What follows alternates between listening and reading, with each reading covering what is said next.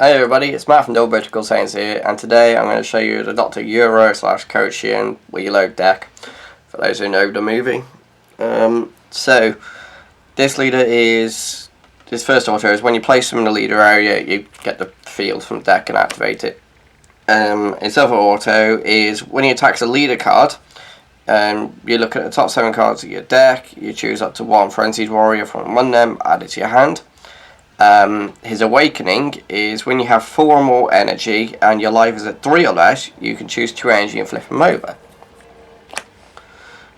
On the awakened side is when he attacks, he draws a card, activate main once per turn. You can discard a card from your hand and choose one of your opponent's battle cards and negate a keyword skill. Place it in drop area, choose up to 1, yeah. I did read that right, yeah. And then his activate main, if you've got 17 or more cards under the field, you win the game, which is obviously what the deck is supposed to be doing. The field card, as a permanent of your battle cards can't be switched to rest mode by your opponent's card skills, and you can only use blue or green card skills to place cards under this card, which is perfectly fine. Its other permanent is it can't be removed from the battle area by your opponent's skills. And then it has an activate main, you pay 2, you choose up to 1 of your opponent's battle cards with energy cost 4 or less, and you place it under this card.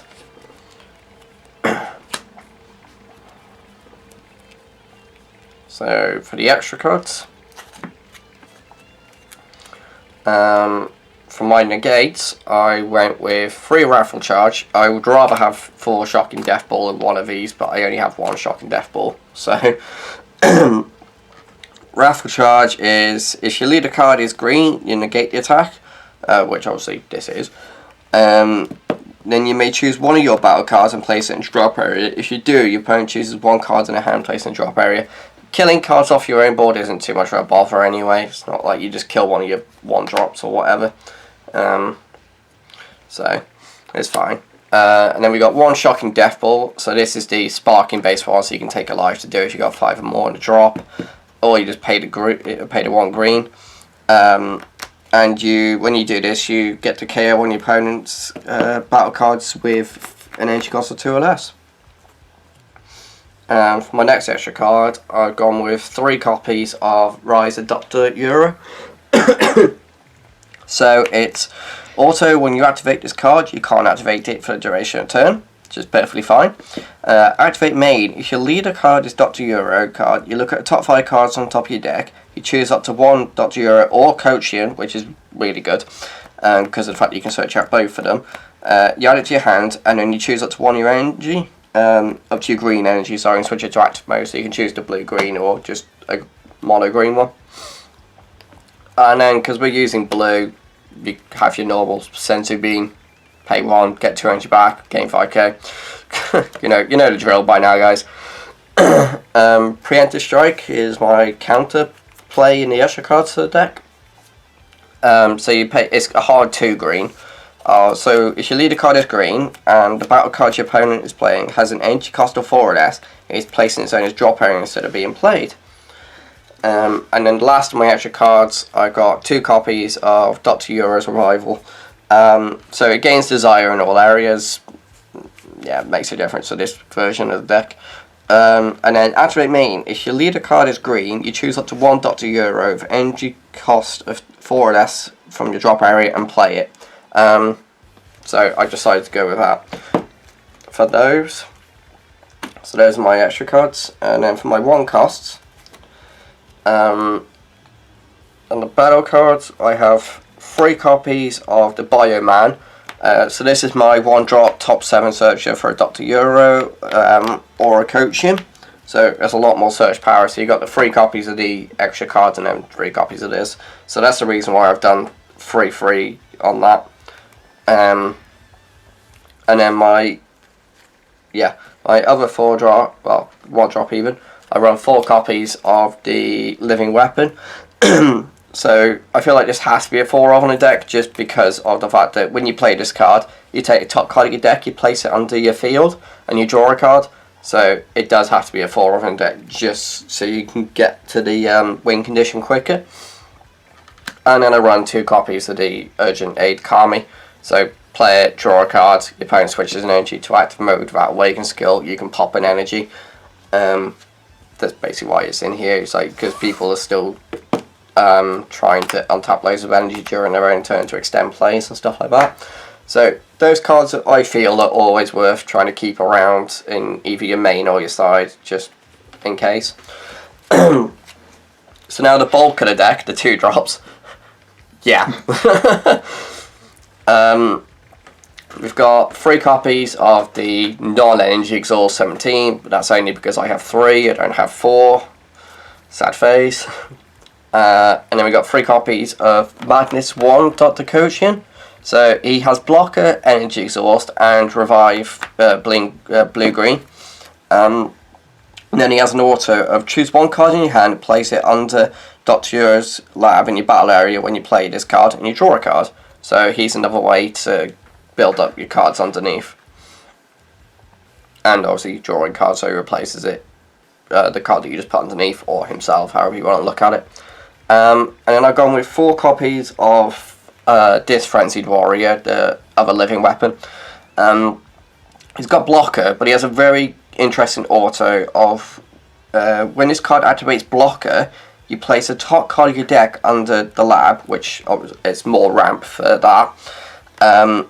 But if he's blocking someone who's got 15k power or less, he can't be killed by it with the block skill. So that's really good for that. So then you can block with him, and then obviously he goes back to active during your next turn, because obviously you block during your opponent's. So yeah, that's good, because then you got sort of a permanent blocker in a sense, depending. And then we got 4 copies of Dr. Kochin, the something or other scientist, I don't know. So he's got a permanent where you can only have 1 in play, but he reduces the cost of all Frenzy Warrior cards in your hand by 1. That last little bit I didn't realise until Trina pointed out in the game, so all the times I've been using this card beforehand. I've just been doing it for his auto. So when you play this card, you look at the top 7 cards of your deck for a Frenzied Warrior, you add it to your hand, and then his other part of the auto means you can play a Frenzied Warrior from your hand with energy cost of 2 or less, so you can just play the card you search, or search one and then play a different one. And then I've gone with this as the super combo for deck because it's a Frenzied Warrior, basically, so you don't want to use any other one, kind of want to use that because it's searchable. So onto the 3-drops. So because we're playing blue-green and multicoloured, Vegeta the Cruel. So counterplay, play the card, permanent, his energy cost is reduced by 1, so it costs 2 if you've got a multicard in the energy. And then when you play this card during your opponent's turn, you choose up to one of your opponent's battle choose up to one of your opponent's battle cards with energy cost of 4 or less, KO it, then your opponent chooses 1 card in their hand and places it in the warp. So you can do it on, you can play this when your opponent's playing something, but you don't have to choose the card they're playing. That's one thing that I think people don't seem to catch sometimes. So say if your opponent's playing something that's got an energy cost of 5, you can still play this in response and get rid of a 4-drop. Yeah, because it just says choose up to one of your opponent's battle cards with energy cost 4 or less and KO it. So that's one thing if you to realise, really. Partially I only just realised now, cough cough. And then for the other 3 Casa deck, I've got 2 copies of Gigantic Bomber Euro. I would want to have 4 of this in deck, but only got 2. I have tried to get others, but not succeeded. So it has blocker, energy exhaust, and revive blue-green. This is a target for wherever it is, this thing. So having 2 of this and 2 of that kind of essentially can mean you have 4, but you still want to run 4 of this anyway, because of the auto of when you play this card, you choose up to 2 battle cards in your opponent's drop area and place those cards under the lab. Yeah, if your opponent's using Overwhelm, it's not as relevant, but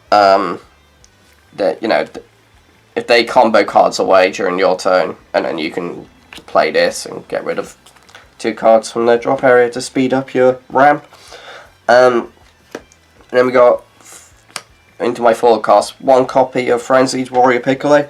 I would rather have this at a 2 or a 3 of, maybe 4, depending,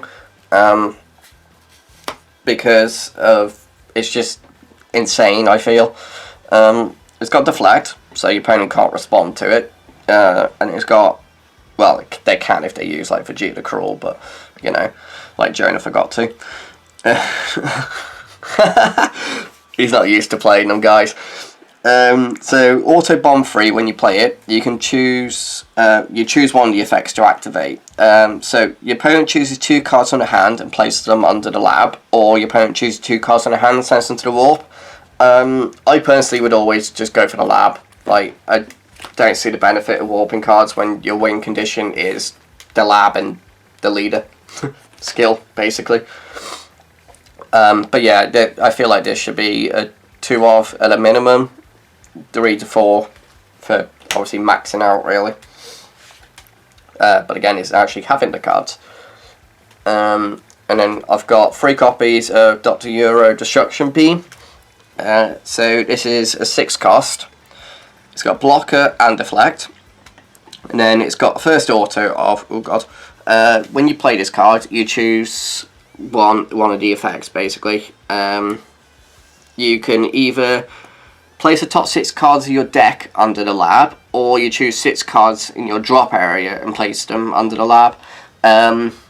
Personally, I'd always go for the drop zone, unless you only need 6 and you haven't got enough in a drop. Then yeah, just do it from top of deck. And then he has another auto of once per turn, when this card activates blocker, you can switch it to active mode. So you can go block, back to active, block. Yeah, good card. 3 isn't a good number for it, because you should only really need to see it the once to get the 6 cards underneath, really. But you know, you never know. So there are quite a few changes I would like to make for the deck. I would personally have to, it's going to be weird because I'd have to have the cards in front of me to make the decision. I mean, I could try and figure it out, but obviously, guys, you can play about it with however you want to. But that's my version of it. So thank you very much for watching, and we'll see you next time. So bye bye.